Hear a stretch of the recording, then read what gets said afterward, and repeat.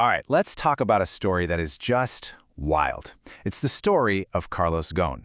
This guy was an absolute titan, a superhero in the auto industry, celebrated all over the world. But his fall from grace, it was so dramatic, so over the top, you think it was straight out of a Hollywood thriller. I mean, really, how does it happen?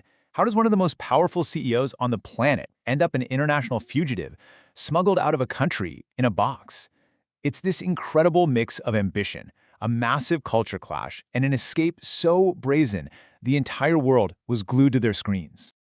Okay, so before we even get into why this all went down, you just have to appreciate the how. Seriously, picture this. The guy's under 24/7 surveillance. He just casually walks out of his home in Tokyo, hops on a bullet train for 300 miles, and then climbs into a giant black box, one built for concert speakers.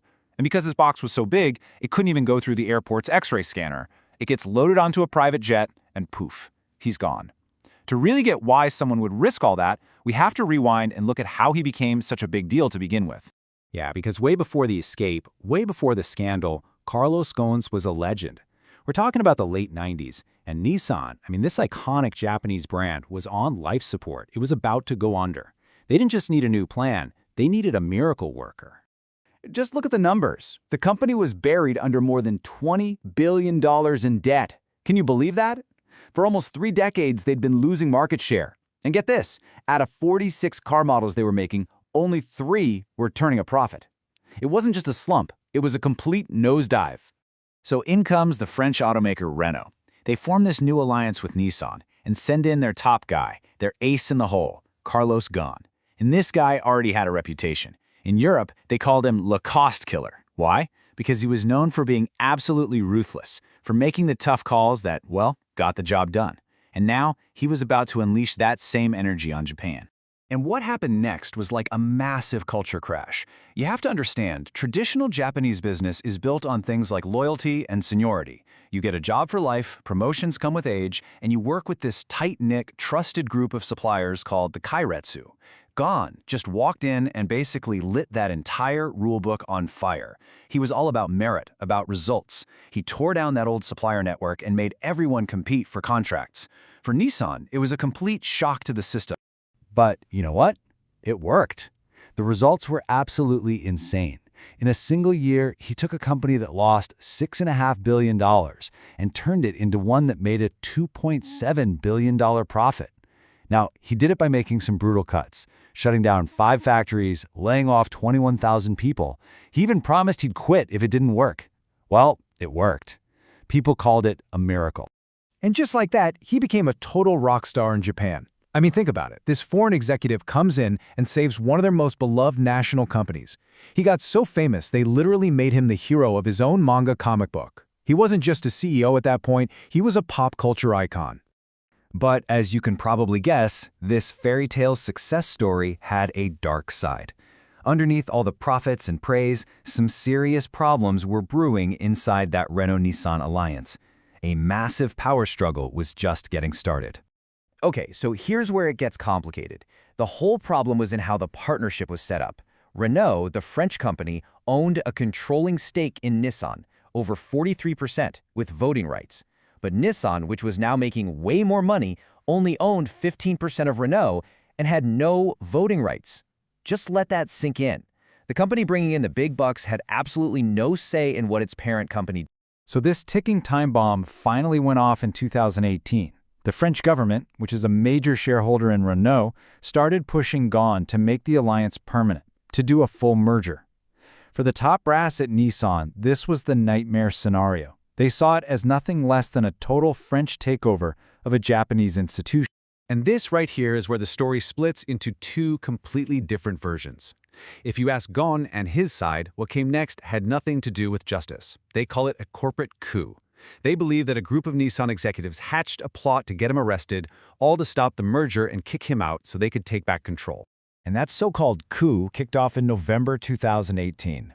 The second Ghosn's private jet touched down in Tokyo, prosecutors swarmed the plane and arrested him right there on the tarmac. Just like that, this wasn't a business story anymore. It turned into a high-stakes fight against a legal system he would famously label hostage justice. From there, it just became this brutal, repeating cycle. He'd get arrested, thrown in a detention center, get out on bail for a bit, and then bam, rearrested on some new charge. After over a year of this back and forth, Ghosn decided he had no chance of getting a fair trial. He felt his only option left was to run. He even had a name for it, Hito Jichi Shiho, which translates to hostage justice. It's a phrase critics of the Japanese legal system use to describe a process where it feels like the goal isn't to find the truth, but to break you down with endless interrogations until you confess to something. And look at what that meant for him. The prosecutors could just keep piling on new charges to keep him behind bars indefinitely. He faced interrogations that went on for hours and hours, a lot of the time without his lawyer, even in the room. And when he was out on bail, he wasn't even allowed to talk to his own wife. All told, he spent 129 days locked up in a tiny cell. But here's the number that really puts it all into perspective. In Japan, if a prosecutor decides to bring charges against you, the conviction rate is over 99%. Over 99%! When you're up against odds like that, you can see why he thought winning in court was basically impossible. So it makes sense that when he finally surfaced in Lebanon, his big statement to the world wasn't an apology. He framed it as an escape. Not an escape from guilt, but an escape from a justice system where he felt he was already considered guilty from day one. But escaping Japan wasn't the end of the story. Not by a long shot. It really just kicked off a whole new chapter, a messy, global saga of lawsuits and consequences that is still unfolding right now. And the fallout was immediate. The two Americans who masterminded the escape, they were caught, sent back to Japan, and thrown in prison. The Turkish pilots who flew the plane, they got jail time too. But then there was a huge twist. His right-hand man, Greg Kelly, who was arrested with him, was actually acquitted of most of the charges, which kind of made Ghosn's story look more credible. And while all this was happening, Ghosn himself went on the offensive, launching a $1 billion lawsuit against Nissan from his new home in Lebanon. It's a pretty stark contrast, isn't it? Ghosn is living as a free man in Lebanon. Sure, he can't travel because of an Interpol notice, but he's free. Meanwhile, the people who helped him get there paid a very steep price. We're talking a former U.S. Green Beret and his son, who ended up serving years in the exact same kind of Japanese prison that Ghosn was so desperate to escape. And what about Nissan itself, the company at the heart of this whole drama? Well, the numbers kind of speak for themselves. Ever since Ghosn was forced out, their car sales have tanked, and their profit margin has basically evaporated. It really makes you wonder, right? If it was a corporate coup, you have to ask, was it worth it? So that's where things stand today. Carlos Ghosn is living in this kind of gilded cage in Beirut. He's a fugitive, stuck in Lebanon, but he's still fighting. He's waging this huge legal war from a distance, trying to fix his reputation, get back his $32 million super yacht, and of course win that billion-dollar case against Nissan. Which brings us right back to the billion-dollar question. Who is Carlos Ghosn? Is he a corrupt CEO who got caught and then pulled off one last incredible escape to avoid facing the music? Or was he the victim of a boardroom takedown, a guy who got caught in the crossfire of a massive culture clash? The truth, as it usually is probably somewhere in that messy, gray area in between. And this story is definitely not over.